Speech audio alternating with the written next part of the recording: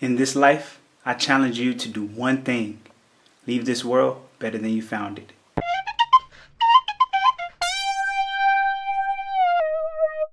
What's up, good people? This is Terrell going global, and today I'm going to answer some of the questions you all had about living in South Korea. So I'm going to go down and read some of you all questions that you left on the comment section under my video. So how did you get your teaching job in Wasu-ri? My teaching job, I really didn't have a choice. The teaching location is, I think, randomly selected, so you don't really have a say-so in the matter. For the most part, you find out what province, what city, what town you're going to go to once you get on the bus, once you get into South Korea. And the reason that they do this because they want to eliminate any type of problems they may have. Some people might see their city or their province and think that, it's nothing to do there, or it's not a place that they want to go, and they'll opt out of their contract. This is to prevent a lot of people from quitting or just breaking their contract before they even get here. So 9 times out of 10, you won't know what area you're going to be at until you get in South Korea. Let me sit down. Okay, let's see. The next question we have. Do you travel on the weekends? Yes, I do travel on the weekends twice a month. So every other week I try to travel within South Korea. I go to Seoul, I go to other areas. I try to visit other epic teachers once a month. Why is your gas bill so high? Good question. My gas bill is only high during the winter months, like the peak winter months. Here, November, December, January, that's where my gas bill is the highest. It can reach up to 200,000 won, or that's like $200, to even 300,000 won, or $300. But that's just those 3 months because it's so cold. It gets very cold here in South Korea. So during that time, it's good to buy like a space heater.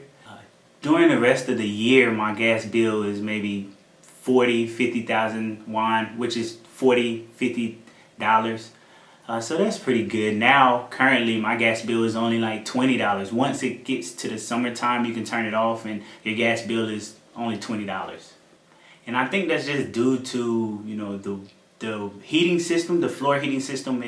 It works by pumping water through the pipes underneath, and it just takes a longer time and more energy to heat up that water when it's the winter time. So, do you have prior teaching experience? A good question.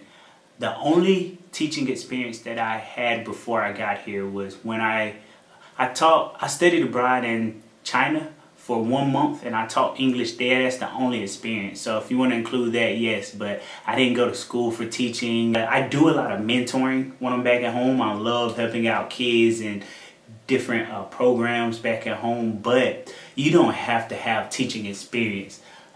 With Epic, the main thing about the interview, they want to know, are you going to come over here and just quit? Are you going to persevere even when it gets hard, or you get homesick and you get out of your element, and through the are you going to stick it out through the culture shock?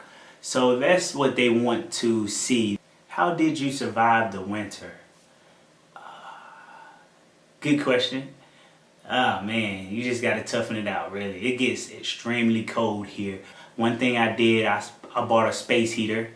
That really helped. I used the space heater while I was, home, sleep, and then I turned on the floor heating system when I left. Another thing is I bought a lot of my clothes from Myeongdong, and that's an area in Seoul where they have a lot of, shopping centers where you can buy winter clothes, and that's what I did. I pretty much tried to imitate the Koreans here by buying a lot of underwear. They call it underwear. It's clothes under your clothes. It's like thermal shirts, thermal pants, and you wear that under your clothes. And then make sure you get a nice pair of boots too.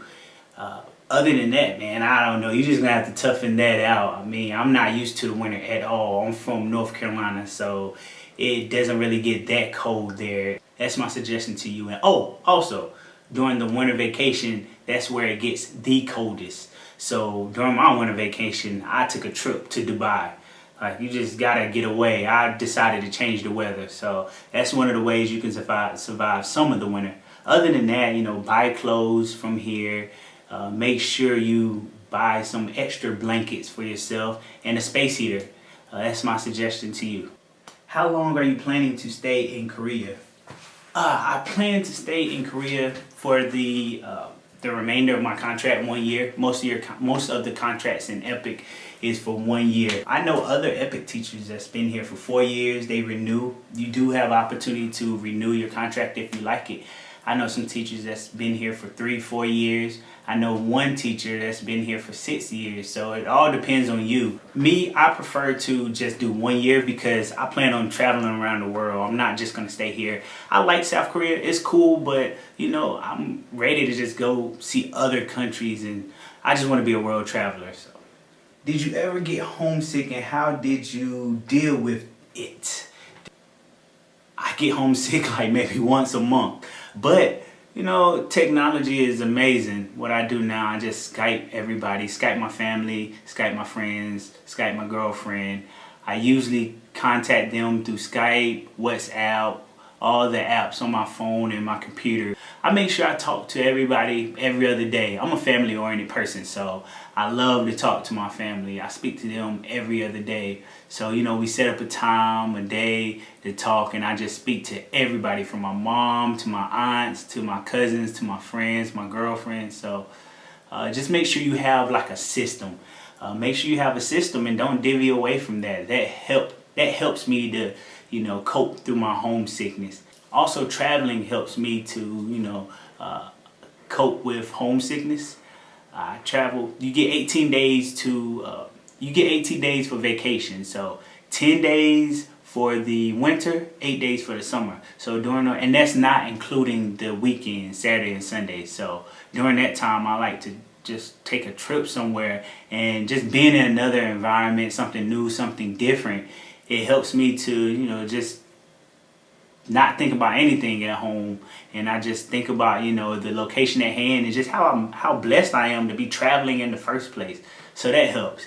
Then it's a 1 year contract, so it's not that hard. It can get kind of tough, but by the time you get adjusted and settled in, you're past the halfway point, and you only have 4 or 5 more months to go. So you'll be fine.